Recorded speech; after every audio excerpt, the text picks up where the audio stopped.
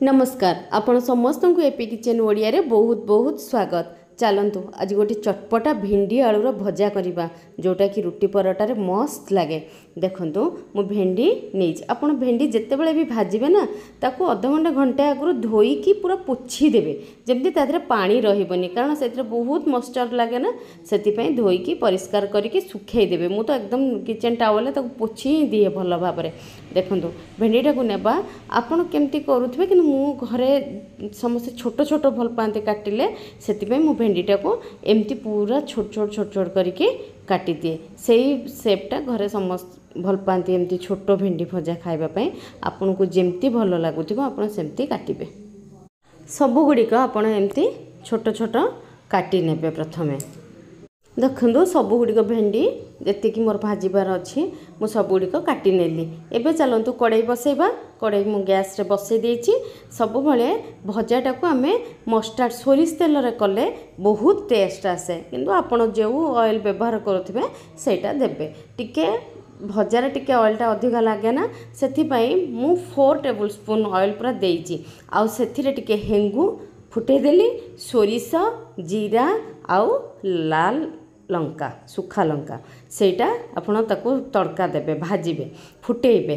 फुटे सारा परे आमे एथिरे प्रथमे दे देबा आलू। आलू को भी मु भेंडी हिसाब रे पूरा छोट छोट पतला काटिचे जेमती पूरा से सिझी जीवो कारण भेंडी बहुत जल्दी हो जाए ना से आलू को हमको सही हिसाब रे काटिके प्रथमे पकई देबा को पड़िबो जेमती से 60% 70% हैला परे आमे भेंडी दबा।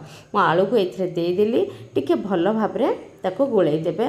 तापरे सेतिरे 1 टीस्पून हमन हळदी गुंडटा देदेबे। लुण किंतु मु देइछि बहुत सामान्य अल्प देइछि पूरा जेतिक दरकार मु देइनि। लुण टिके देले परिबा सिझी जाए ना सेति पई मु अल्प जेतिक लुण दरकार हबो आपण ताठू पूरा 1/4 लुण आधरे देइकी ताको गोळै नेबे। गोळै नेकी ताको आमे एबे घोड़ै देबा। टिके घोड़ै देले आलू भल भाबरे सिझी जाए। देखंतु तापरे मु भेंडी को पकई देली। सबु भेंडी को पकईकी आपण एई समय रे टिके हाई फ्लेम करिके ताको सबु गोळै देबे कारण भेंडीटा सांग सांग पड़ले ताको लो फ्लेम रे रखिले से आहुरी माने पानी तादुरु रिलीज हबो। त टिके एई समय हाई फ्लेम करिके ताको प्रथमे टिके गोळैकी भल भाबरे भाजी नेबे। एबे आमे आ सब मसला दबा। टिके धनिया पाउडर 1 टीस्पून जीरा पाउडर 1/2 टीस्पून आउ लंका गुंड आपण रेड चिली पाउडर आपण हिसाब रे देबे केते राग खांती सेही हिसाब रे 1 एथरे तो 2 टीस्पून देले भी हबो किछि प्रॉब्लम हबनी किंतु घरे जणे जणे कम खांती सेति आपण आपण हिसाब रे देबे। तापरे आमे एथिरे स्वाद अनुसार लूण दबा।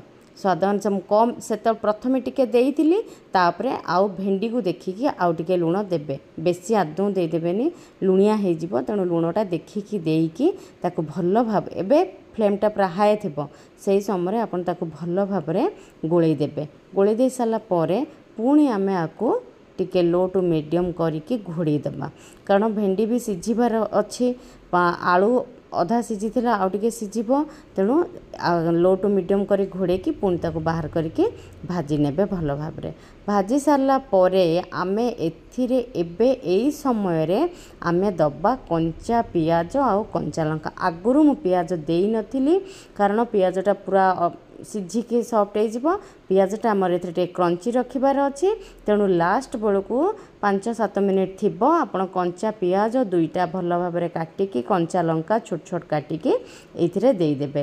तो अल्प समय पई ताकू टिके घोड़ै देबे जेंति पियाजटा पूरा क्रंची रहिबो सिझी थिबो क्रंची रहिथिबो सेही हिसाब रे हमको करिया को पड़िबो। सेमती रहिले भजाटा बहुत टेस्ट हुए आ रुटी पराटारे खाइबा को मध्य बहुत भल लगे। देखंतु पियाज देखा जाउची ना सिझीची किंतु देखंतु पूरा क्रंची क्रंची रही एमती रे भजाटा बहुत टेस्ट हुए बहुत भल लगे।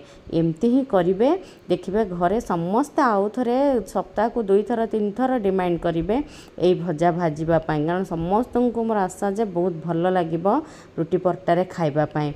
एई समय हेई गला परे आपण एइथरे टिके गरम मसला पाउडर 1/2 टीस्पून आउ चाट मसाला 1 टीस्पून दे देबे। एटा दे देले भजार टेस्टटा पूरा 2 गुणा आउरी बढ़ी जाए।